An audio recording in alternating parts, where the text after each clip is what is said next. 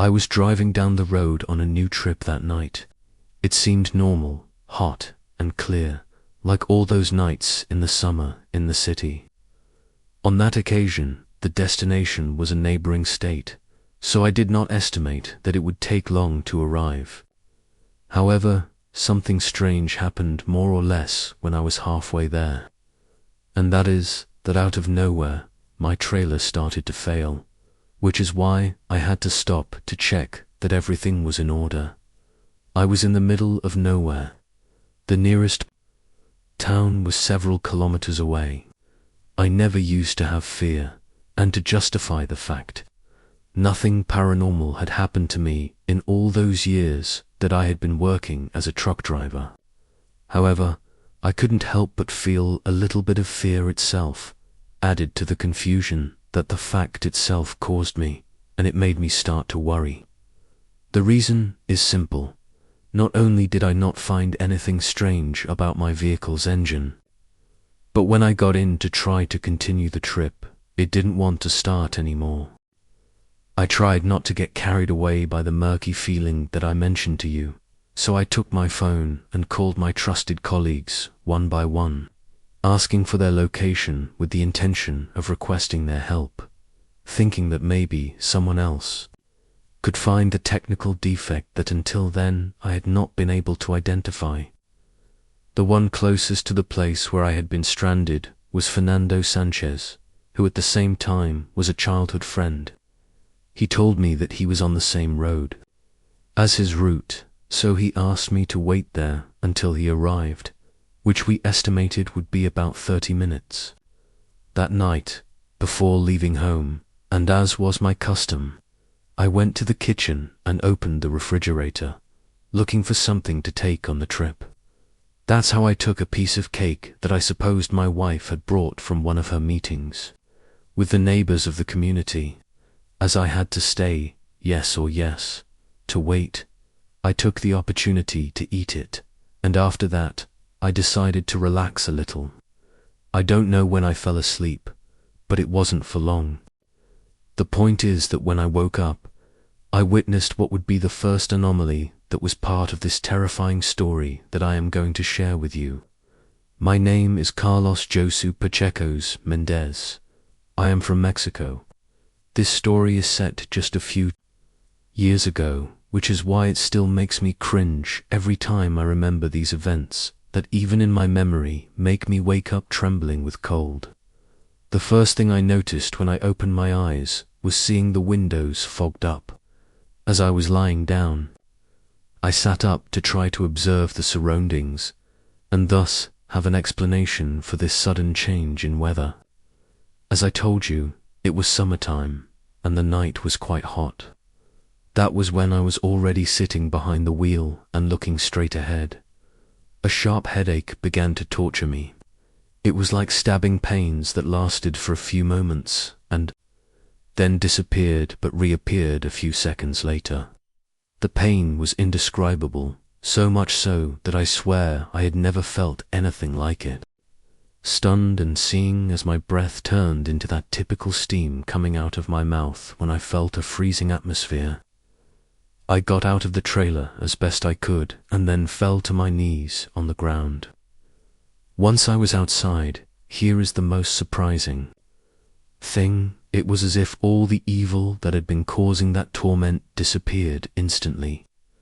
The hot night air dissipated the chill I was feeling when I was inside the cabin, confirming that the phenomenon occurred only inside the vehicle. Likewise, the dizziness and headache also dissolved, just like that, like magic. When I stood up and was still in this confused state, my buddy, who parked behind my trailer, said, "It must be your tiredness, friend. Are you sleeping well? You should start giving more importance to your health, brother. Remember, you are not 20 years old anymore, like when you started this job." Fernando told me jokingly when I told him what had just happened to me, and I replied that everything was fine. That maybe it was due to a fault in the air conditioning in the trailer cabin, and being exposed to so much cold caused the headache. But I knew that was not true, because the first thing I did when I felt the freezing atmosphere was to check the air, and it was off. Moreover, when at one point I tried to heat the cabin from the cold, it didn't work. My friend had already left too. He was there with me for about 20 minutes. Maybe he didn't find anything strange either.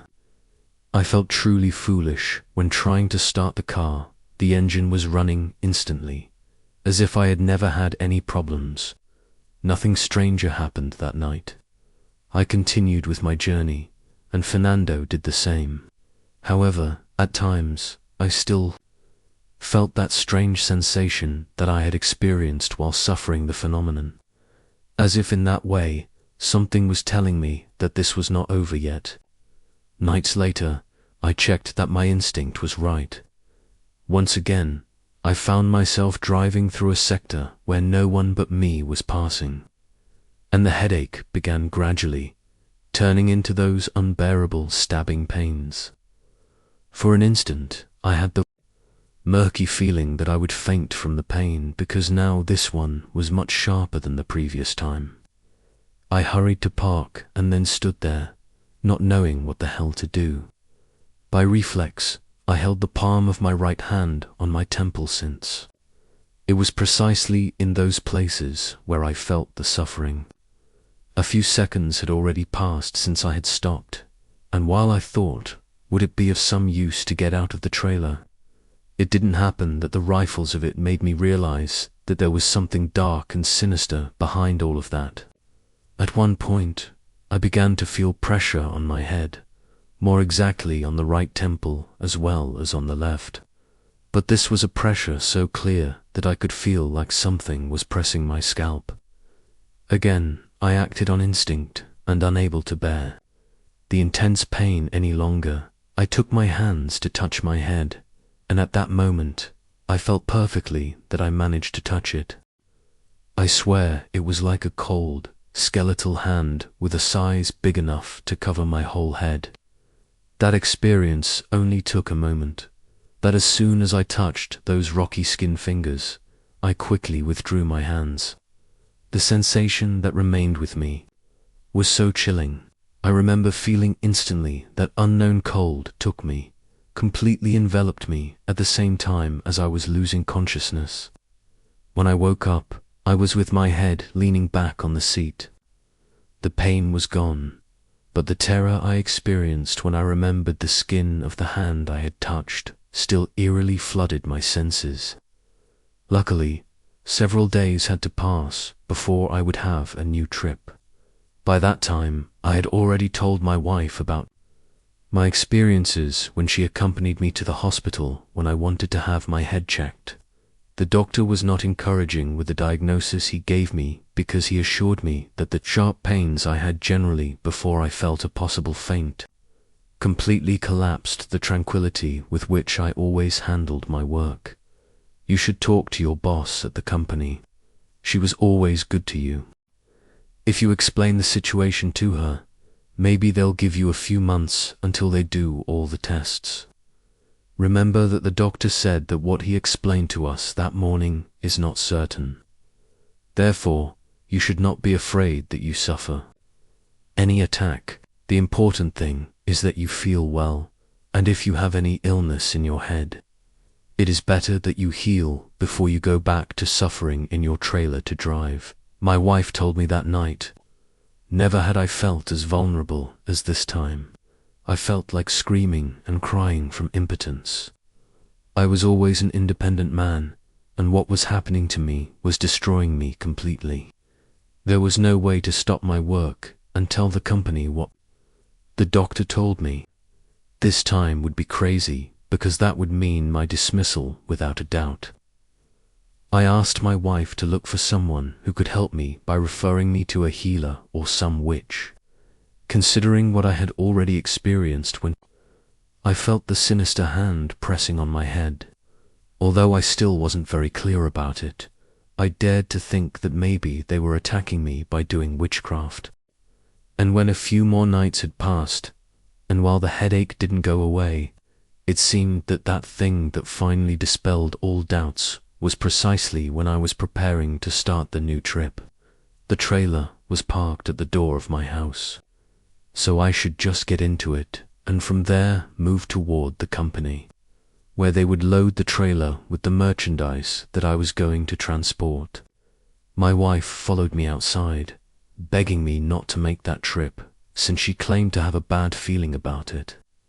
For sure, I will never be able to know if my wife was right or not, because I was not able to finalize this agreement, since there was something that stopped me, something that appeared to me a few meters away in front and in the middle of the street, which ultimately plunged me into immeasurable terror.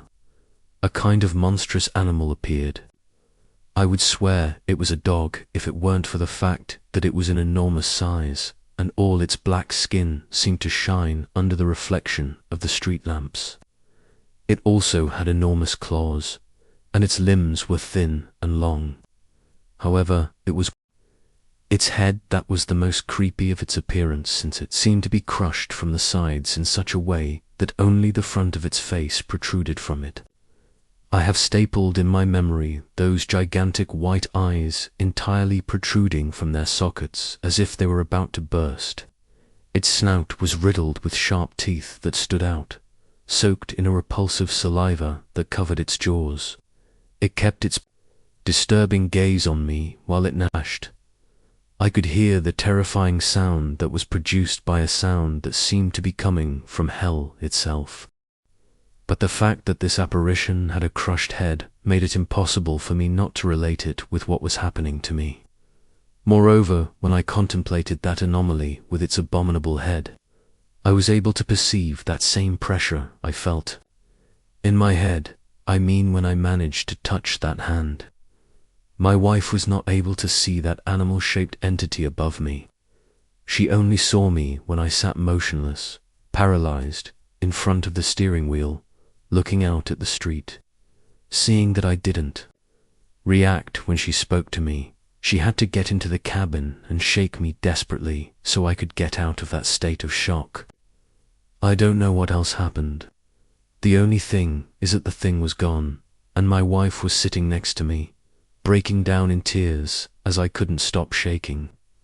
After that, we went to look for the help that we had previously mentioned to my wife. An old shaman told us what I thought.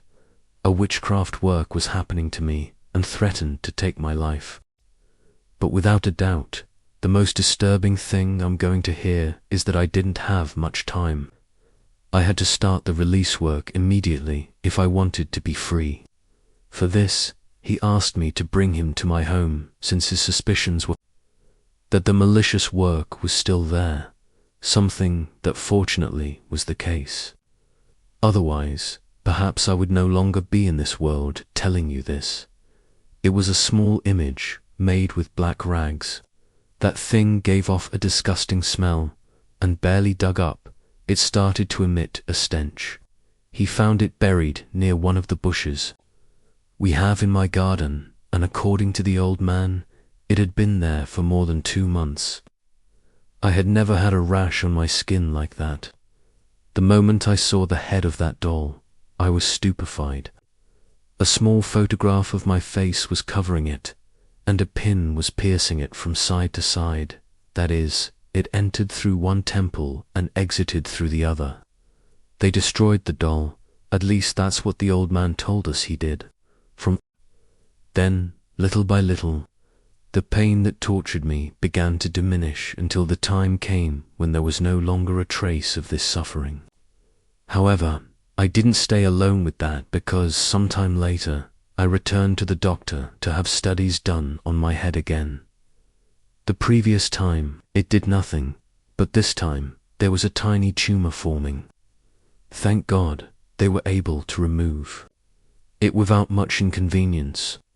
Now, the uncertainty of not knowing who had done this work and how they managed to place it in my house without anyone noticing was eating away at my wife's mind, more precisely, since she was the one who was spending all the time at home and felt guilty for never having noticed something. On the other hand, the only ones who used to go to my house were my in-laws, my parents, and some friends when I was present. So we didn't know who would want to do us that harm, and for obvious reasons, we ignored famous people. No reason. However, I must add one more detail that happened several months later, something that when it happened, made me remember all this, since it basically happened in an almost identical manner. My friend Fernando stopped showing up at the company to work. When I went to see him, I learned that he was sick with a tumor that seemed to have formed in his head. The studies and medications of the doctors were not helping him, and when I told him about the old man who cured me, he flatly refused to receive him. A few weeks later, he moved to another neighborhood, and I never heard from him again. Even so, I went to visit the healer to ask for help with what he told me. He recommended that I leave things as they were, since he felt that my friend was receiving a bad thing that he himself provoked. The witch doctor clarified he never told me that he was the one who did the evil to me. But Fernando was one of the friends whom I received on many occasions in my house and had access to the garden, where they found the work that almost took my life. For this and much more, I was never so trusting again. Even though it was a childhood acquaintance, maybe it was pure coincidence, or maybe it was all a macabre justice. That is something that I will never know. I will never forget that night on the road where I was. My name is Luana, and I am 28 years old. The events I am going to narrate happened 4 years ago when I was a bus driver for a bus line in Aguascalientes. My daily route lasted at least 2 hours and covered a large part of the city, then returning by a little traveled road that led to the outlying neighborhoods. The last trip I would always do at night at 11 o'clock and return home around 1:30. In the morning, this last night trip was my favorite since there were fewer passengers and the traffic was lighter. I enjoyed the return trip as the bus was usually empty and there were no people waiting at stops. That night, the night that everything happened, I had completed the itinerary at record speed, and there were hardly any passengers. When I reached the last neighborhood, the bus was empty, so I started the return trip. The darkness was intense, with clouds covering the moon. The road looked lonely. As I mentioned, the last part of the tour was my favorite time, where I could immerse myself in my thoughts and daydreams, enjoying the satisfaction of a job well done and relaxing a little. So, I put some soft music on the stereo with the volume low. I started the trip, and suddenly I saw something through the rearview mirror. There was a man sitting in the last row on the right. This surprised me since I was sure that there was no one else on the bus. I had not seen him at any time. The subject was motionless, sitting with his head leaning against the window. But what caught my attention most was that his face was covered by a red blanket. I thought he was asleep and that maybe he had passed his stop, so I continued a few more kilometers. He wasn't moving at all. Suddenly, I started to feel uneasy for not being able to see his face. I turned down the volume of the stereo and said, "Hey, sir," but he didn't react. The situation was very strange. I advanced another kilometer, and that was when I decided to stop. I was sure that the man was from some neighborhood in the outskirts and had fallen asleep. Maybe, if I woke him up, he could still get back on foot. Since we were not far away, I parked the bus on the side of the road on the shoulder and walked toward the end of the aisle. As I approached the motionless man with his face hidden under the red blanket, a feeling of terror took hold of me. I felt my skin crawl, and my heart started to beat faster. My hands quickly became sweaty, too. I really didn't know why I was experiencing those sensations. It was as if a supernatural terror had taken hold of me. I stopped 1 or 2 meters from the individual. It was then when I noticed something that scared me even more. The man had his clothes completely destroyed, and drops of a reddish liquid fell from the blanket that covered his face, soaking his shirt and part of the bus seat. I immediately thought that someone had taken his life, and when I thought about that, my spirits plummeted, as I would have to give endless explanations to the police and the bus company that had hired me. I expected a night of breathless nightmare. I stammered, Sir, are you okay?" But the man didn't even move an inch, and I realized that I couldn't breathe either. I was about to remove the red blanket from his face when a sound startled me. It was the bus horn. I turned around quickly, thinking that someone was in the vehicle, although I hadn't heard the squeak of the door opening, but no one was there. However, the horn continued to sound as if an invisible hand was pressing it. I went to the front and pressed the horn until it stopped. Then I looked back and saw that the man was gone. For a moment, I thought that maybe he had fallen and that now he was under the seats. The idea did not please me at all. I absolutely did not like the idea at all. I was alone and in the middle of a dark and lonely road. What would happen if that man was still alive and tried to hurt me? I grabbed an iron bar that many bus drivers usually carry as a weapon, always stored under the seat. I approached the end of the aisle and bent down to check if that subject was under the seats, but to my great surprise, there was nothing. I was completely amazed, since it was impossible for the man to have gone missing.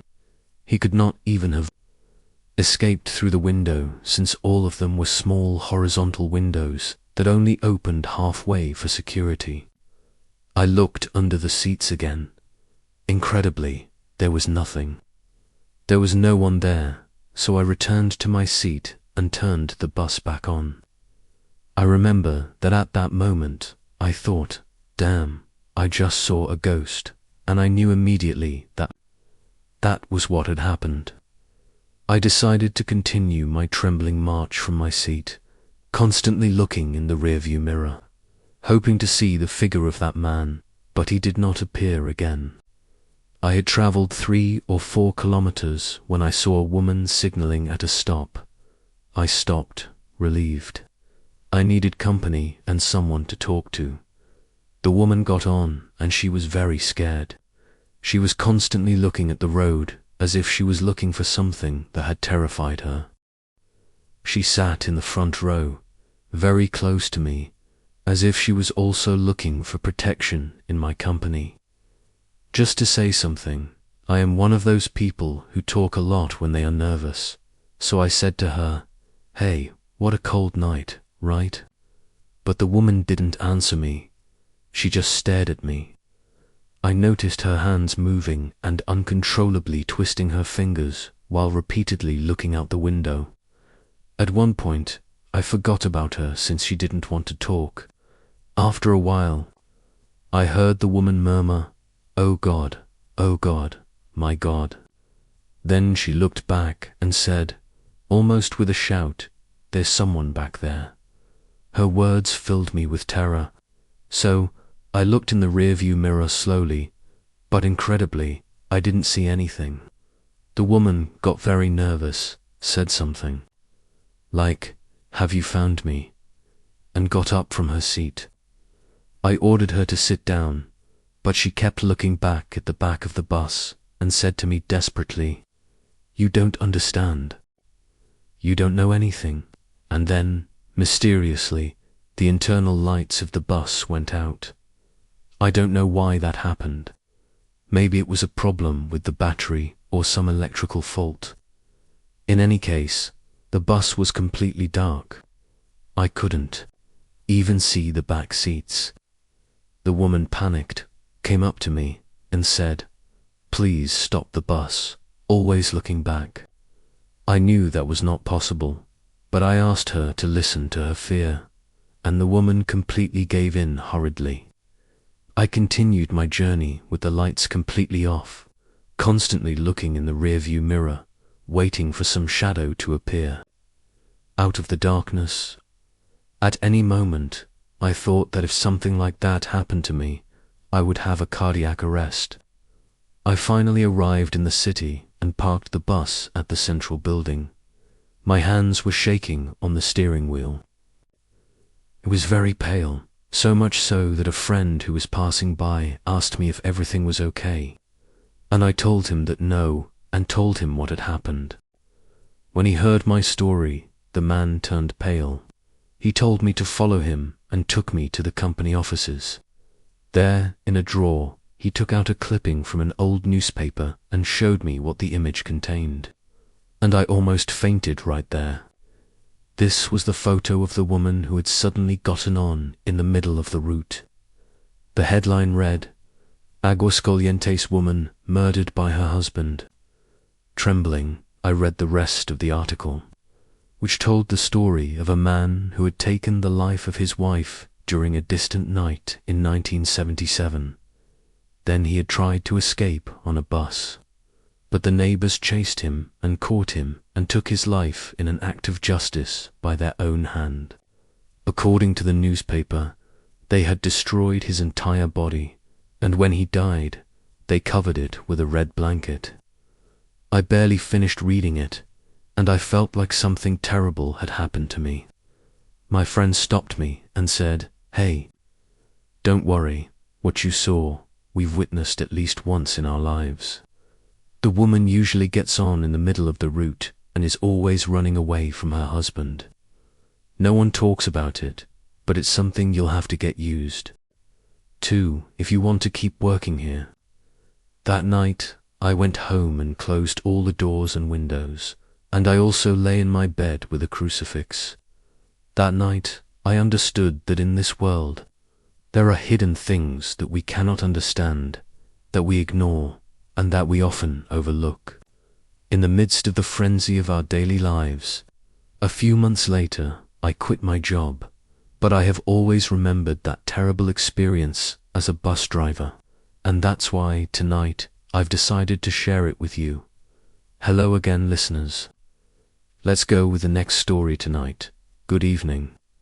I want to tell a short story, but I can't get it out of my mind. It turns out that I came back from my work. I had taken the last bus leaving for my town. There weren't many passengers. On the bus, we were just a girl and me, besides the driver. I was clearly so tired that I fell asleep as soon as I laid my head against the backrest. And I remember that I had some very strange dreams where some strange lights emerged from between some clouds just above my house. I woke up disoriented, without knowing where I was. I looked through the window, and there was just pitch black darkness. Suddenly, I felt the fear of having passed my stop, so I turned around to ask the passenger where we were, and then I realized something. The bus was stopped. I looked at the passenger and saw that she was very pale, looking concentratedly through the window outwards. "Hey, what happened?" I asked her, but the passenger quickly gestured for me to be quiet. She looked really scared. Her eyes were wide open and her lips were shaking. I looked toward the driver and saw that the seat was empty. The bus door was open, and that's when I knew something bad had happened. I thought maybe a tire had gone flat, or we had crashed into another car. I was about to ask the girl again what was happening when her face appeared in my window. It was the most horrendous face I had ever seen in my life. It seemed like a very old woman or man. It had white hair, and their eyes were totally black. It smiled in a very sinister way with one hand and long nails. It knocked on the window 3 times, and panic was taking over me. But after that, she, or rather it, walked away into the darkness. I was left paralyzed. I felt the taste of fear in my throat, and then I saw something coming in through the open bus door and almost screamed in panic. But luckily, it was the driver who rushed to close the door and start the bus. We drove away at full speed while the man looked in the rearview mirror. He seemed to pray. The passenger was also breathing heavily and looked at me for a few seconds with terrifying eyes that I will never forget. And she told me that we had run over a woman, and the driver had stopped to attend to her, but the woman started walking like a spider along the road. I asked her more questions. I don't remember exactly what I had asked, but the passenger just turned away and didn't answer me again. I stared out the window, afraid that that thing was still on the road following us. We continued the journey in a silence that seemed sepulchral, only broken by the sound the bus engine made until we reached the nearest town. To this day, I still wonder what I saw through the window.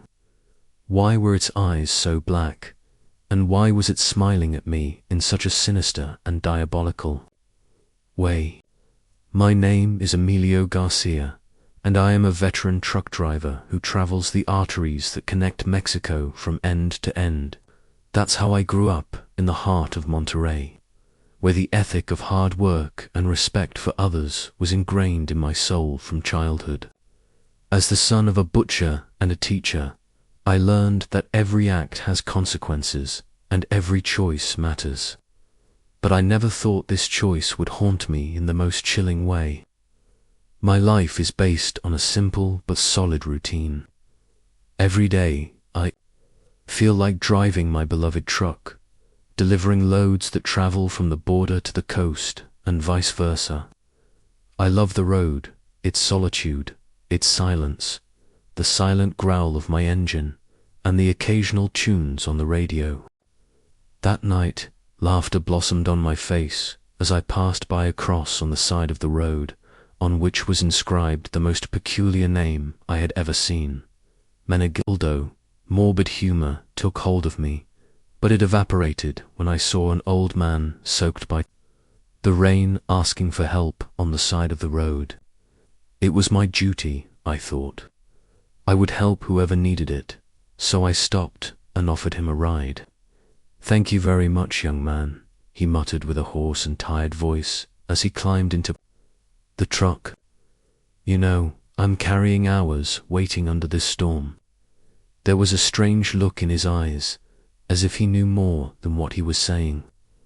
I offered to take him where he needed, but instead of giving me an address, he began to talk incoherently about the stories and tragedies that had happened on that same road. His voice sounded like a broken record. The air in the cabin turned a little thicker than usual. "But the most important thing," said the old man with an intensity that made me shudder, "is to never forget those who have fallen here. We must respect the deceased." That was the last thing he said before I left him at the next service station. After that night, something changed. That feeling of humor that I had felt for the cross and the man named Menegildo had become a distant memory, replaced by a feeling of restlessness that I could not shake off. Fear infiltrated my home, affecting my family, filling our lives with shadows and nightmares. In the days following the encounter with the old man, strange events began to occur in my house, things moving around, dancing shadows in the corners of my peripheral vision, unexplained noises in the middle of the night. Soon, my home, before a refuge of peace, became a place where anxiety reigned.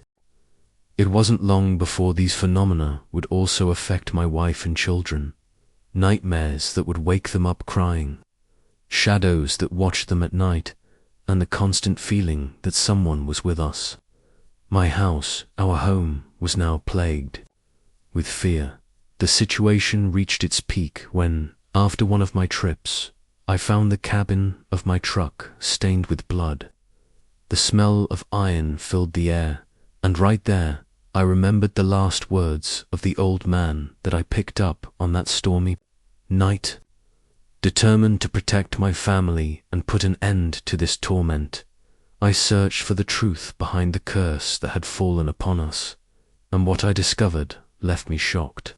The old man who had picked up, the old man who had told me those stories, had died on that same stretch of road several years ago, according to the stories of the nearest village. That night, we decided to go to a local shaman who performed a ceremony to purify our house and free us from the old man's torments. As the sacred smoke filled every corner of our home, I felt the weight of fear begin to dissipate. I learned a valuable lesson that night. Although kindness and charity are important, it is also important to be alert to the unintended consequences of our actions. Although my spirit to help remains intact, I do it with more caution and respect for the hidden stories that we all carry. Since then, every time I pass by a cross on the side of the road, I slow down and offer a silent prayer, a reminder to never forget to respect the dead. And every time I see Menegildo's name, I no longer laugh. I feel a pang of respect and a warning of what can happen when one forgets to honor those who have fallen before us. Greetings, listeners. Let's go with the next story tonight. My life has always been about climbing, jumping, and mastering inhospitable terrain. I am a truck driver, and I'm not referring to the type that appears in court. My court is the mountain. My path is the mountain. My jury the stony paths and steep slopes, and my bike is my faithful defender and companion in this wild scenery. But recently, things changed. It was no longer just me, my bike, and the mountain. Something else was at stake, and from then on, I entered a sphere of terror that I had never experienced before. It began in a trial competition in which I was participating. We had traveled to a quite remote mountainous region for this event. However, there was a strange feeling in the air in a place known as the Black Mountain, covered with myths and legends about disappearances and strange events. But I am a man of facts, not fiction, so all that seemed like a tremendous joke to me. Once on the mountain, we started the competition. The first rounds were, as always, challenging and exciting. However, when it came time to do the most complicated route, the feeling of discomfort began to grow in me. Halfway there, the trail became very narrow, with a slope on one side and a rock wall on the other. As I was preparing to jump over a particularly large rock, I heard a strange sound, like a whisper that seemed to come from the mountain itself. Ignoring the sound, I launched myself, but at the last moment, my bike skidded, and in a split second, I was flying through the air and falling into the deep. I woke up in a dark cave. My bike was broken, for a while unusable. The pain in my left leg told me it was broken, but the most worrying thing was not that. The most terrifying thing was the whispers themselves that I had heard before, but now much louder, coming from the shadows of the cave. I decided to explore the cave with difficulty in search of a way out, but the deeper I went, the louder the whispers became. They were neither unintelligible nor a mix of male and female voices, young and old. I desperately tried to block them, but I couldn't. Then, in the deepest recesses, I found something unimaginable, an ancient altar covered in strange symbols and offerings. There were photos of people, many of them truckers, like me, with dates and names graffitied on small metal plates. At that moment, I understood the terrible truth. The voices, the disappearances, the fear, everything was connected. That mountain was a cemetery for those who defied its path. I screamed in terror, but the mountain only responded with more whispers. With my last strength, I managed to drag myself out of the cave.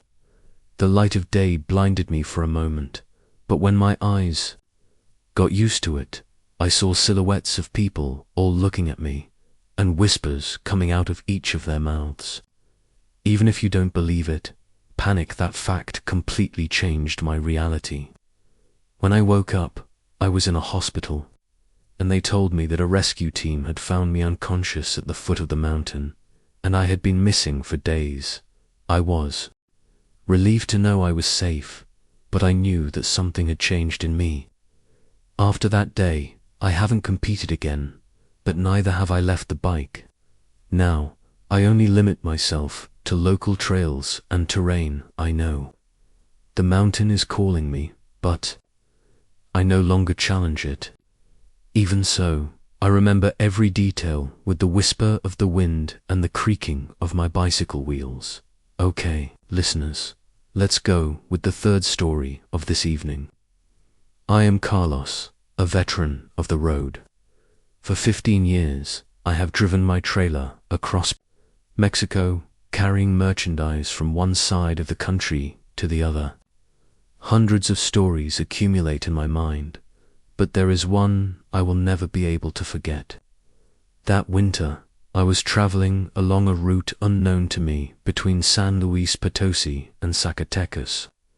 Dusk fell quickly, and soon I found myself enveloped in the blackness of the night, with only the sound of the engine and the music of my old cassette player as company. My destination was a small town a few hours away, but the journey that should have been routine soon turned into a nightmare. The headlights illuminated just a few meters ahead, and it seemed like the road would never end. Past 2 a.m, I began to feel tremendous fatigue. My eyelids blinked, and my concentration faltered. In an attempt to wake up, I rolled down the window so that the fresh air hit my face, and that's when I saw her. A figure was standing at the side of the road, barely visible in the darkness. I thought it could be someone who needed help, so I decided to stop. As I got closer, the figure approached and became clearer. A tall, thin man dressed in worn clothes and a suitcase in hand. "What's up, friend? I'm trying to get to my house. Could you take me to the next town, please?" he asked with a voice that sounded tired and filled with desperation. For some reason, I felt an uncomfortable feeling, but empathy led me to accept his request. As we moved forward, the stranger became increasingly nervous and constantly looked out the window, and was startled by every sound. I tried to talk to him to ease the tension, but his answers were always sharp and evasive. In the middle of the way, the music from my player stopped abruptly, and an inhuman scream filled the cabin. The man was squirming in his seat, covering his ears as the sounds seemed to get louder and louder. I fought against the panic that took hold of me and, with all my strength, managed to stop the trailer. "You have to go. They are coming for you," the man shouted as he left the trailer and ran into the darkness. That was it. I stood paralyzed, my heart beating wildly. The scream still echoed in my ears. Everything suddenly returned to normal. The scream stopped, the music returned, and the road resumed in silence. It took me a couple of minutes to muster the courage to leave the trailer and look for the man, but there was no trace of him. There was only darkness until a glow came, as if someone had taken a photo with a giant camera, and a tremendous bang. I decided to continue on my way, but the terror accompanied me for the rest of the trip. I arrived at my destination without further incident, but that night changed my perspective forever. From then on, my respect for the road and its secrets has intensified, and I always try to avoid traveling alone at night, fearing to meet again the hopeless man and his incomprehensible terror. I still wonder today what happened to him. How are you, listeners? Here comes the last story of this evening. I hope you are enjoying it. You can call me Luis. I have been a truck driver for over a decade, but nothing I've experienced can compare to what happened to me one night while crossing the frozen Canadian wilderness. It was in that icy darkness where the stars seemed to sculpt the darkest shadows, and the silence became the sinister whisper of the wind. That night, I had loaded wood in British Columbia, My destination was the bustling metropolis of Toronto. The road stretched like a black ribbon through the white thicket, and although the route seemed familiar to me, the night felt almost premonitory. It all started when I saw the lights for the first time. They were very far away, some points of light dancing in the dark horizon. I thought they were planes or helicopters. The Canadian sky is always dotted with small aircraft, but as I moved forward, the lights did not seem to be moving in a constant direction. They jumped from one place to another, changing color from blue to green to red. It was a disturbing and fascinating sight. As the night drew in and the solitude became more intense, the lights began to approach. They were no longer distant points, but seemed to float in a nearby frame, moving in indescribable patterns. I felt a pang of unease slide down my spine like a cold finger. I thought about calling the police, but what was I going to tell them? That some lights in the sky were following me would sound like a crazy person. The lights began to move in tandem with my truck. If I accelerated, they moved faster. If I braked, they braked. It was as if they were playing with me, taunting me, or maybe pushing me. My hands gripped the steering wheel until my knuckles turned white. Cold sweat dripped down my face and soaked my shirt. Fear began to eat away at my courage. The lights intensified so much that I could see the illuminated trees on the sides of the road as if it were daytime. I felt disoriented, and that's when a figure emerged on the road. It was a dark, human shape that stood out against the glare of the night. I instinctively stopped the truck and honked in protest. When the lights dimmed, I saw the figure had disappeared. Only the road blocked the dazzling lights in the sky. I didn't sleep that night. I drove until I arrived at a motel on the outskirts of a town. The next day, the lights had disappeared. Yet, every time I close my eyes, I still see them in the sky following me, feeling that I'm being followed, that I'm being watched. I've never driven again along that route, and every time I see a light in the sky, my heart freezes. I don't know what those lights were or what they wanted from me, but they left me with a feeling of fear and intrigue that still haunts me to this day. I am still a trucker, but now I always look twice at the sky before getting going. My name is Tomas, and I have been driving my truck for over 15 years in all kinds of situations, on all types of routes, and in all types of conditions. I have seen strange things along the way, but nothing can compare to what happened to me one night while I was driving through a lonely road. It was a dark and cold night, barely illuminated by the weak lights of my truck. I was in the middle of a long journey through a little traveled stretch, and I was eager to reach my destination and rest, but the night had other plans for me. In the distance, I saw a small figure next to the side of the road. I thought my eyes were deceiving me, so I blinked and rubbed my eyes, but the figure was still there. It was a little boy, no more than 7 years old. He was only dressed in ragged clothes and signaled with his arm for me to stop. Worried, I slowed down and stopped the truck on the side of the road. The boy didn't speak. He just looked at me with big, frightened eyes. I asked him what he was doing there, alone in the middle of the night, and where his parents were, but he didn't respond. It seemed like he couldn't or didn't want to talk. I decided to take him to the nearest police station, so I opened the truck door for him and signaled him to get in. The child obeyed without saying a word and sat down in the passenger seat. For several kilometers, the silence in the truck cabin was absolute, interrupted only by the purr of the engine and the occasional sound of tires on the asphalt. After a while, the child pointed to the side of the road. It was a cemetery, barely visible in the darkness of the night. I thought maybe he wanted to tell me something, so I followed his gaze to look where he was pointing. Then, when I saw it, in the middle of the cemetery, there was a dark and menacing figure. He was tall, with a grotesque and demonic appearance. His presence was so terrifying that, for a moment, I forgot I was driving. When I looked forward again, I realized I was about to crash into a tree.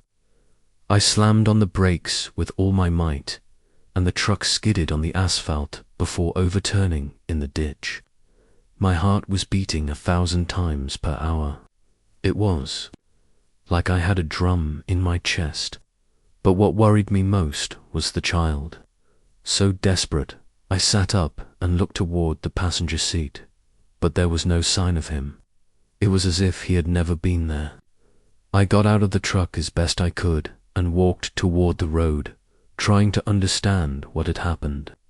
I looked toward the cemetery, but the demonic figure was also gone. That was the most chilling paranormal encounter of my life. I looked for the boy on the road, thinking that maybe he had gotten off, but it was impossible. I don't know what happened, but I never saw the child again. I just hope that wherever he is well. What's up, listeners of the Roads of Darkness? Let's go with the second story of the night. In this story, Alejandro tells us about his encounter with a black guardian of the road. My name is Alejandro Perez, and during the last 15 years, I have been a truck driver on the highways of Mexico, traveling from the torrid Yucatan Peninsula to the snow-covered mountains of Chihuahua. I have always enjoyed the solitude of the road, but there was one occasion that changed my perception forever. Everything happened on the road known as La Rumorosa, located in the state of Baja California, famous for its curves and steep slopes. It's a road that leads through desert mountains and deep ravines. But tonight, I was expecting more than just stunning scenery. I was carrying a shipment of agricultural products from Tijuana to Mexico City. The night was clear, the stars were shining in the sky, and a cool wind was blowing through the open window of my cabin. I made a stop at a small roadside stand for a coffee and to stretch my legs. In that place, I found an old man with deep wrinkles and eyes full of stories. He noticed that I was a truck driver and began to tell me about the black dog, a legend known in those parts.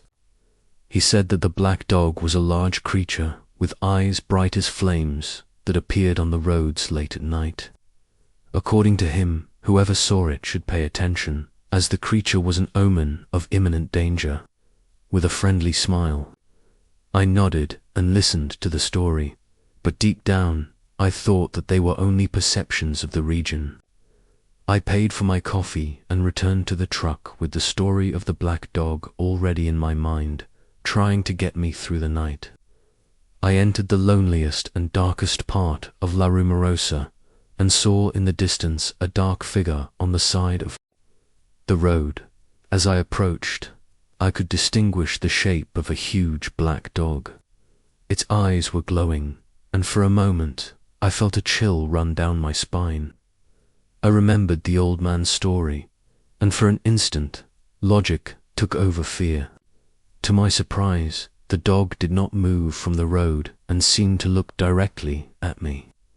Without knowing why, I stopped the trailer and got out of the cab. The dog was staring at me, then he turned and started walking, heading toward the desert. Instead of following the dog into the desert, I decided to keep myself safe in my cabin. The big black dog looked at me for a moment longer before turning and disappearing into the darkness of the desert. I stood there, motionless, with my breath held until the silence of the night became the only sound that surrounded me. Shaking my head, trying to get rid of the fear and superstition, I then put the truck in motion and continued on my way. Although I couldn't help but constantly check my rearview mirrors, hoping to see those bright eyes again. A few kilometers ahead, while the winding road went through the mountains, I noticed a car approaching at great speed from behind. I tried to move to the side to give him space, but the driver seemed out of control. In an instant, the car hit the rear part of the trailer, causing it to lose control and veered dangerously toward the edge of the precipice. I managed to stay calm and, with a superhuman effort, I was able to recover control of the trailer. I finally stopped the truck and pulled off the road. The car that had hit me was a few meters ahead, with the lights flashing in the darkness. I ran to the car, fearing the worst. Inside, there was a young couple, both unconscious. I immediately called emergency services and provided them with our location.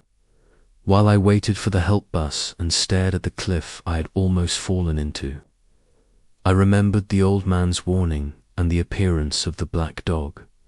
Terror and suspense gripped me as I realized that if I hadn't stopped the truck upon seeing the dog, I would probably have been on the most dangerous part of the road when the car hit me. Tonight, the black dog stopped being a simple legend for me. Although it was a folk tale, I couldn't help but feel that somehow that creature had saved my life by warning me of imminent danger on the road. Since then, every time I drive at night on the lonely roads of Mexico, I can't help but look toward the side of the road, looking for those bright eyes in the darkness. What's up, listeners? Let's go with the next story of the night, where Drake tells us the story of fate on the dark road. The Sound of Silence, that's my name, although everyone knows me as Drake. A proud long-haul trucker with more than 3 decades of roads under my belt, my travels have taken me across the United States, getting to know its dusty deserts, its endless plains, and its dizzying mountains. But tonight is not a story of the beautiful landscapes that I have witnessed, but a dark and stormy night in which I faced what it was. It was a summer night full of electricity in which I was traveling the lonely route that connects Arizona with New Mexico. I have always considered that road as one of the most desolate and dark, but that night it felt especially gloomy. A strange silence hung over the road, as if nature itself were holding its breath. Just as I reached the halfway point, my truck's radio started to fail. It was not unusual, given that I often lost the signal in that remote area, but this time the static was replaced by a leftover whisper that repeated over and over again. "Do not enter the silence," in a pitiful, devoted tone and a little scared. I tried to respond to the voice, but only got more static. Then, something caught my attention on the road in the distance, in the tense blackness of the night. I had to distinguish the figure of a woman dressed in white who seemed to walk along the side of the road. I thought maybe she needed help, so I slowed down and approached. When I was about to reach the woman, she turned her face toward me. It was pale, and her eyes, as dark as night, showed no signs of life. Without saying a word, she pointed at me and then vanished into thin air. I looked toward where she was, and I saw a thick fog that seemed to emerge from nowhere and enveloped the road. The next thing I remember was waking up in the cabin of my truck with the noise of the rain hitting the metal roof. The truck was stopped on the side of the road, and the woman in white had disappeared. The fog had also dissipated, leaving only the dark path in front of me. Despite the confusion and fear, I decided to continue on my way. The radio came back on, but this time it only played country music and second-hand truck commercials. The mysterious voice had simply disappeared. I finally arrived at my destination, delivered the cargo, and headed to a local bar to try to forget this strange experience. There, an old truck driver called Bill overheard my story, nodded, took a sip of his drink, and told me that he had also encountered the woman in white and the fog years ago. According to Bill, they were spirits of the road that appeared on dark and stormy nights to warn truckers of imminent danger. He told me stories of other drivers who had ignored the warnings and had suffered terrible accidents shortly after. Intrigued by his stories, I asked him how he had managed to avoid the tragic fate that seemed to await those who encountered the woman in white. He looked at me seriously and said, "Listen, kid, the key is in the sound of the silence." He explained to me that when the radio began to fail and the silence of the night was taking over, I had to stop and wait for the fog to dissipate and the whispering voice to fade away. I took his words seriously and promised to be on the lookout for signs in the future. As I continued my career as a truck driver, I encountered more occasions when the radio failed and silence enveloped the night, but I always remembered Bill's warnings and didn't let myself be tempted by the darkness or the urge to continue. I learned to respect the sound of silence and to trust my intuition. Over time, I began to notice a pattern, and my paranormal encounters on the road always had a haunting presence, whether it be a ghostly figure, a tense fog, or a mysterious whisper. But I also learned that those things were a warning, an opportunity to avoid a tragic fate. One night, while driving through a lonely road in the middle of a storm, the radio began to fail, and the silence filled the air. My heart began to beat rapidly as I remembered the stories of Bill and the woman in white. I decided to listen to my instinct and stopped right next to the road. I looked around me. The rain was pounding heavily on the windshield, and the darkness was oppressive. Suddenly, I heard a slight cry. I turned around, and through the rain, I saw a soaked and shivering boy standing in the middle of the road. His face was full of sadness and despair. Without thinking twice, I opened the truck door and invited the child to get in. He curled up in the passenger seat without saying a single word. I drove to the nearest police station while the child remained silent, staring through the window. When we arrived at the station, the boy got off the bus without saying a word and walked away slowly. I stared at him curiously, but before I could do anything, he disappeared. Yes, he disappeared into the darkness of the night, shocked and full of questions. I approached the police officer on duty and told him what happened. He looked at me with a dark look and listened attentively while I was telling him my story with the boy on the road.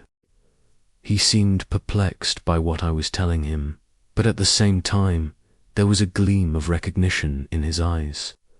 After a moment of silence, he told me that what I had witnessed was part of a local legend that circulated among the truckers.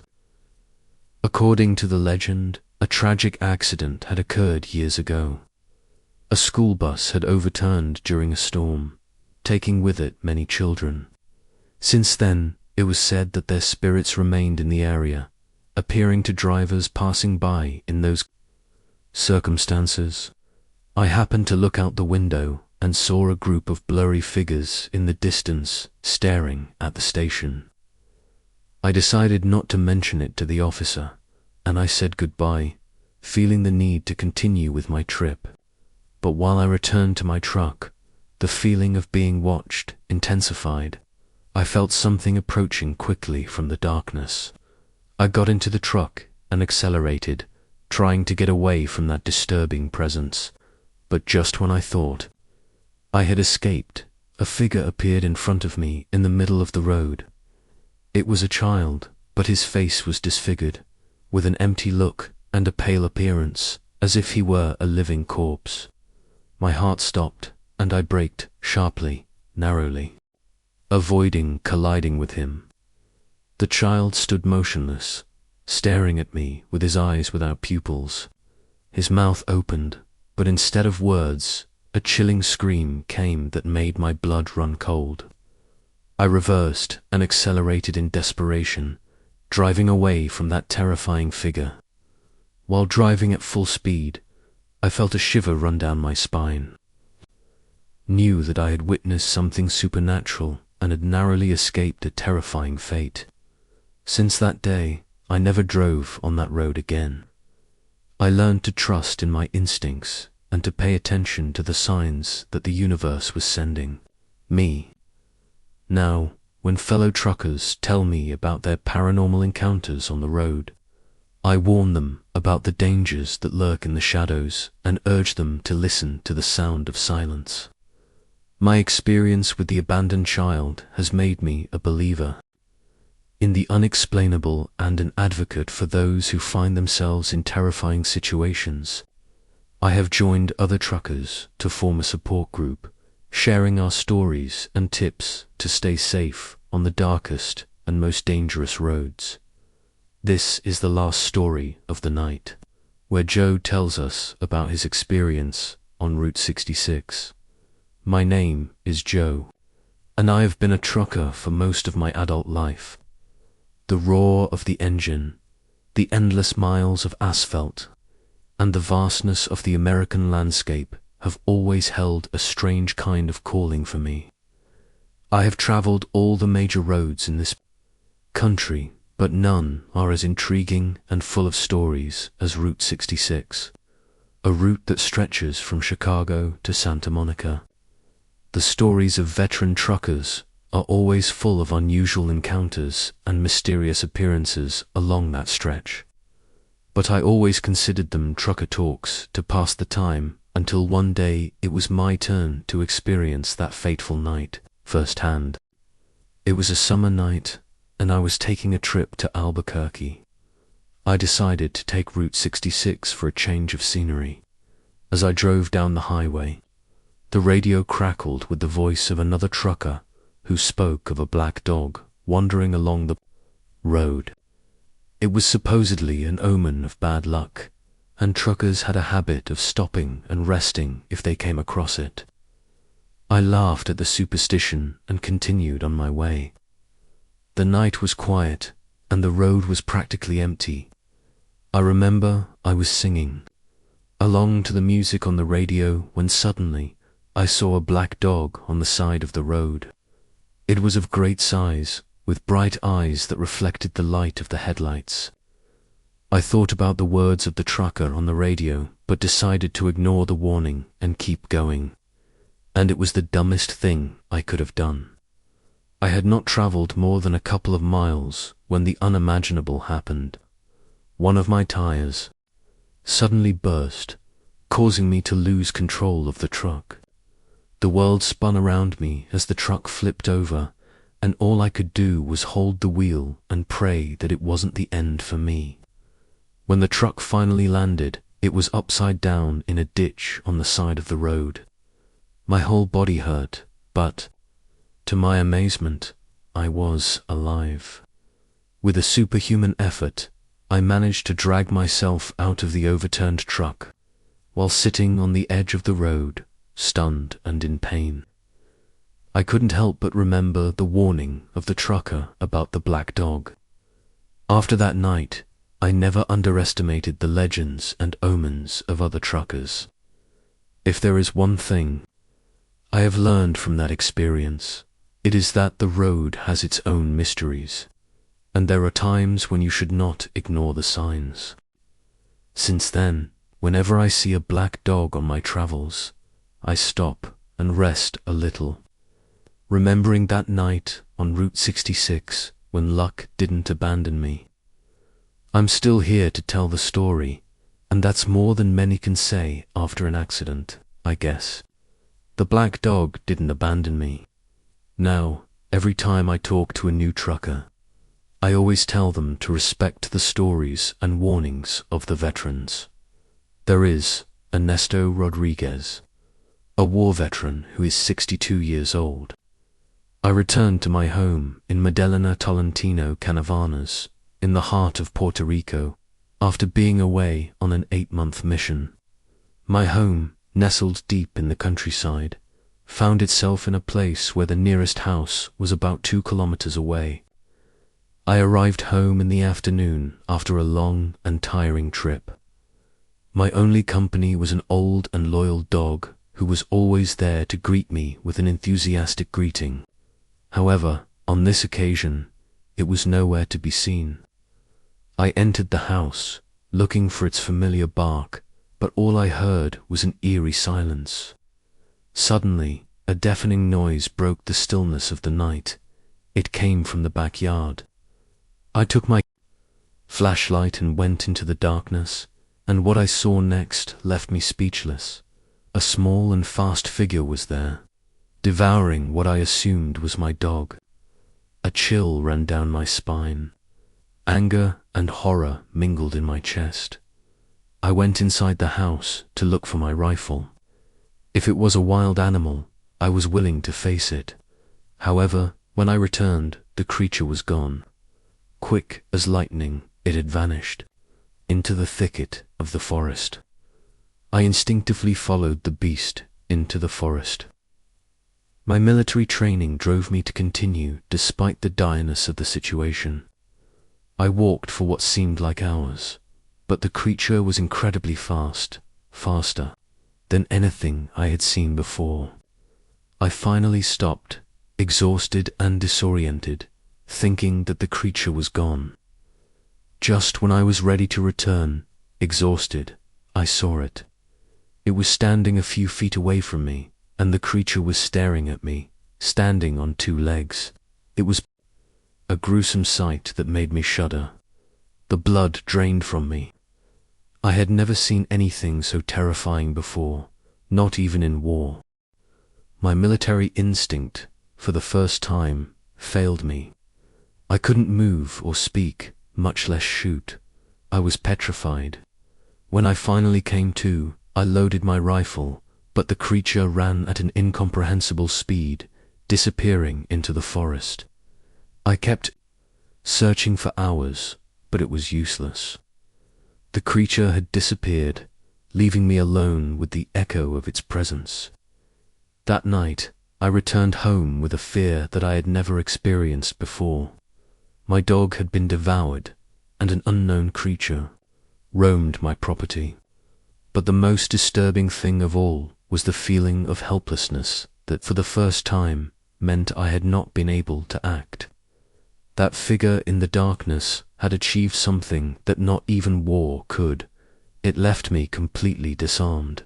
Maybe we'll go to the 80s with the next story of the night. My name is Arthur Bennett, a veteran Navy SEAL forged in the cauldrons of conflicts that I would rather forget. I was looking for peace in my retreat, so I moved to a secluded cabin in the mountains of Colorado, a place where the noise of the world seemed distant. One afternoon, during a heavy snowfall, I heard a peculiar creaking noise that came from the surrounding forest. It was not the typical noise of a branch breaking under the weight of the snow. It was somewhat heavier, more imposing. Bewildered, but with the caution that military life had instilled in me, I grabbed my trusty M4 rifle and went out into the snow. The sounds were intermittent and seemed to come from all directions at once. A stillness grew in my chest, and my senses sharpened. As night fell, the deep and heavy footsteps intensified and resonated in the silence of the snowy forest. I went into the darkness, more and more restless, but my military training urged me to continue. Suddenly, through the white blanket of snowfall, I spotted a massive figure a few feet away that was at least twice my size. Covered in thick hair, and its eyes shone with an almost human flash. The steam that came out of its mouth looked like smoke in the cold night. Horror passed through me like lightning.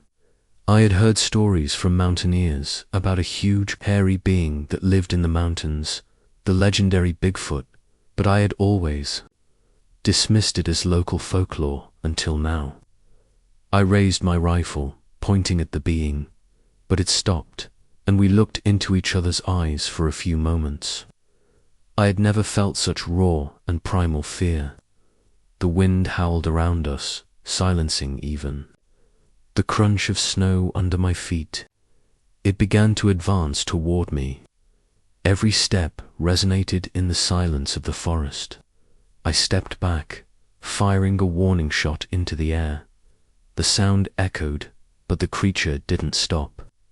I finally decided to run, realizing that my rifle would not be enough against something so formidable. I ran back to the cabin, throwing the door behind me.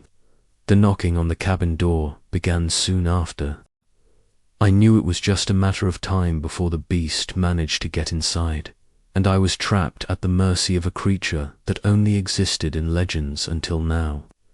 My heart beat with a horror I had never felt before, even in the worst days of the war, but I didn't surrender. I had to survive and fight to the end. With my heart beating in my throat, I leaned my body against the door of the cabin, trying to keep the beast at bay. The roar of the creature mixed with the wind, creating a terrifying symphony. I could hear it clawing at the door, grunting with frustration at not being able to enter. I tried to think clearly despite the terror that threatened to consume me. I remembered an old bear trap I used to have in the shed, abandoned by the previous owner of the cabin. If I managed to get out and get there, I might have a chance. Gathering my courage, I decided to make a desperate attempt to ensure the creature was on the opposite side. I ran out the back door, plunging into the cold snow. The shed was only a few meters away, but it seemed like a mile. Adrenaline pumping, I arrived and tore open the door, frantically searching for the trap. My hands finally found the cold and sharp metal. I quickly got ready and headed back to the cabin. I had barely taken a few steps when a mouse-like roar filled the air. I opened the door, and there it was, the imposing Bigfoot figure emerging from the storm. We looked at each other again, and for a moment the world seemed to stop. With a scream, I threw the trap toward the creature and shot the chain, activating it. The trap closed around the beast's leg with a sharp blow. The being roared in pain and rage, but the trap kept it immobilized. So I took advantage and aimed my rifle toward it. But in its eyes, I saw something I didn't expect: fear. It pulled back on the trap until, with a final roar, it freed itself, leaving pieces of skin and hair trapped in the metal. Then, grabbing and yelling, it went back into the storm, disappearing from my sight. Trembling but alive, I entered the cabin, blocking the door behind me. My heart was pounding with force, but now there was a flash of victory in my chest. Had faced a legend, a creature I had only heard about in campfire stories.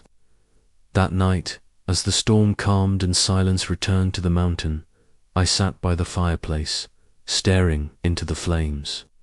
Despite the heat, a shiver ran through my body. The war was over for me, but in this mountain, in my retreat, I had found a completely different battle, an enemy like no other. But I had also found something else, a new respect for this savage world and its mysterious creatures. I had not fear, but a reverential respect for the creature that crossed my path tonight. And as the fire slowly died away, I knew that this retreat, this contact with the unknown, was exactly what I needed. Perhaps, after all, this was where I was supposed to be, in the mountains with the memory of Bigfoot. Let's go with the next story of the night. My name is Jose Rodriguez, a former soldier turned mercenary. I had faced all kinds of threats, from terrorists to insurgents, but nothing prepared me for what would happen in that remote town in the heart of Mexico. The contract seemed simple at first. We had to investigate a series of attacks on animals and crops in a remote village. The culprit, according to the villagers, was a creature called Chupacabras. They said it was a small, goat-like being with surprising speed. As always, we took the job with the professional seriousness that it demanded.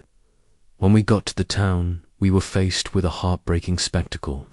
The cows, dogs, and chickens had been brutally devoured, and the fields were devastated. We prepared to hunt down the beast or beasts responsible by establishing night patrols and setting traps. One night, a terrifying scream broke the silence. The alarm came from the house of an old woman in the village. We took our rifles and headed there. The woman told us through tears that the Chupacabra had tried to kill her daughter, pointing toward the backyard. We ran there, but what we saw did not fit the description that they had given us. The figure that we saw in the distance seemed humanoid, a being of medium height but extremely thin, with arms that seemed longer than the rest of its body. A shiver ran down my spine. I was afraid, but something about that being was deeply disturbing to me. We ran after it into the forest, but soon we saw more creatures of similar appearance. We shot at them, but couldn't hit any of them. Suddenly, the sky lit up with an intense light, and a deafening noise filled the air. We looked up and saw several lights that seemed to be coming from an aircraft of strange appearance, nothing that I had seen before. We shot toward it, but our shots had no effect, and the aircraft shot into the sky at an incredible speed and disappeared. After that night, we stayed in the town for 3 months, but no further incidents occurred. What we saw that night has haunted me ever since, a constant reminder that no matter how much we think we understand the world, there are always mysteries waiting to be discovered. Very well, listeners. Let's go with the next story of the night. I'm James Delaney, a former army soldier returning home after a long deployment abroad. It was late, but the idea of joining my family kept my spirits high. It didn't matter that I still had 3 hours of driving left. I was determined to get home, even if it was in the middle of the night, so I decided to continue ahead. Crossing the historic Route 66, the road was deserted, and the only light was the light of my headlights cutting through the darkness. It was almost hypnotic in its monotony when something brought me out of my trance. On the side of the road, a figure crouched over something, devouring it with animal ferocity. I approached slowly, trying to discern what it was. About 300 meters away, it seemed simply a dark silhouette, but as I approached, the figure straightened and turned toward me. It was standing in the middle of the road, blocking my way. It was large and massive, with an almost human appearance, but with distorted features. It had an elongated head and disproportionate feet. Its eyes were black and void, shining with an inhuman brightness under the lights of my headlights. I instinctively grabbed my gun and fired several shots in the air, hoping to scare the creature and make it move, but it didn't. It stood in the middle of the road, unfazed by my warnings. I finally got tired and decided to shoot it. I aimed at its legs and pulled the trigger. The sound of the shot echoed in the silent night, followed by a deafening scream. The creature staggered and then began to run, disappearing into the forest on one side of the road. Taking advantage of its departure, I accelerated and continued my way. The beating of my heart thundered in my ears as I was processing what had just happened. I arrived home at dawn, exhausted but at the same time relieved. I never returned to the creature of that night, but every time I remember that encounter on the lonely Route 66, a chilling feeling of unease runs down my spine. That being, whatever it was, reminded me that there are still mysteries in this world that are beyond our understanding. After that night, my life changed forever. I always had trouble concentrating and slept with one eye open. The image of the creature I found on Route 66 occupied my thoughts during the day and my dreams at night. Everyday life became a challenge. My wife and my children had noticed a change in my attitude, and I was trying to downplay the importance, but they knew something was wrong. I could only respond with evasive responses to their worries, fearing that the truth would scare them. But then I understood that in this world, there are mysteries that, no matter how much we want the answer, are far from our understanding. Let's go with the next story tonight. My name is Miguel Guzman, a former Dominican military man, and I had seen more than any person would have preferred to see in their entire life. But nothing I had seen before even compared to what happened during a mission in the Bermuda Triangle. It has always been talked about, the mysterious disappearances of planes and ships in that region, and I was a direct witness to the inexplicable horrors that happened there. I remember it was a clear and sunny day when we left on our boats. We were heading toward an area of the Bermuda Triangle where the disappearance of a commercial mail carrier had been reported. Our mission was to carry out a search and rescue and try to find out what had happened. The crossing went smoothly until we reached the designated area. At that moment, things started to get strange. Our navigation instruments, the compasses, began to fail. They spun incessantly, and the radar was filled with interference. Then, without warning, a thick bank of fog emerged from nowhere, enveloping the ship in an impenetrable darkness. You could feel an air charged with electricity and a supernatural silence that seemed to crush us with its weight. The boat began to move strangely, as if it were being pulled and pushed by invisible currents. Then, out of nowhere, the lights appeared in the fog, floating and dancing around the ship. They were a greenish-blue color and emitted an almost hypnotic glow. Armed only with my courage and my gun, I decided to investigate. I entered the fog, guided by the strange lights. What I found left me perplexed and terrified. There were shadowy shapes in the fog that seemed to move and wriggle like they were living creatures. Suddenly, I felt a cold hand that perched on my shoulder. I immediately turned around with my gun, but there was nothing there, just the fog and the lights. I returned to the boat in a state of total panic. My classmates were as scared as I was. Everyone had experienced similar phenomena. We decided to leave the place as quickly as possible. When we finally got out of the fog, our instruments returned to normal, and we were able to return to base. Until today, the mystery of what happened in the Bermuda Triangle remains unanswered. The horrors I experienced there have haunted my dreams, a constant warning that there are things in this world that are beyond our understanding. Let's go with the last story of the night. My name is Eduardo Santos, and for many years I was part of the armed forces, but nothing I faced in my military career compared to the mission I had in La Paz, in the heart of the Amazon rainforest. We had been assigned the task of investigating a series of disappearances of locals in a remote area of the Amazon. The stories spoke of an evil spirit that roamed the night, taking people while they slept. Some even spoke of seeing strange lights among the trees and hearing spooky sounds. As a soldier, I didn't believe in those stories, but the seriousness of the situation was undeniable. We arrived at the small, isolated village in the jungle with the light of day still on our side. The inhabitants received us with relief, but also with a certain fear in their eyes. We walked around the place, made our first investigations, and when night fell, we mounted guard. As I said, nothing prepared us for what happened that night. It all started with a sudden cold that chilled you to the bone. Then, a terrifying silence took over the jungle, as if all the animals in it had suddenly hidden from something. And soon we began to see some dancing lights between the trees.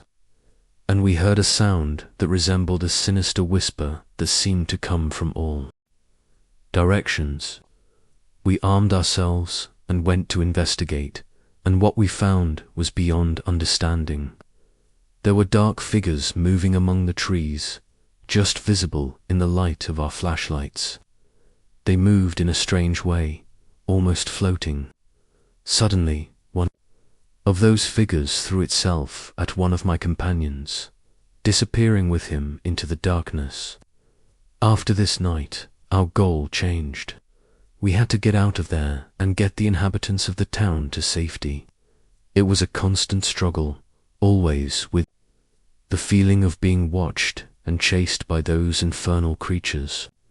We finally managed to reach a more populated area and get people to safety. What we experienced in the Amazon was a terror that goes beyond any rational explanation. I still wake up at night, hearing those sinister whispers and watching those lights dance in the darkness. That experience taught me that there are mysteries in this world that are better left unsolved.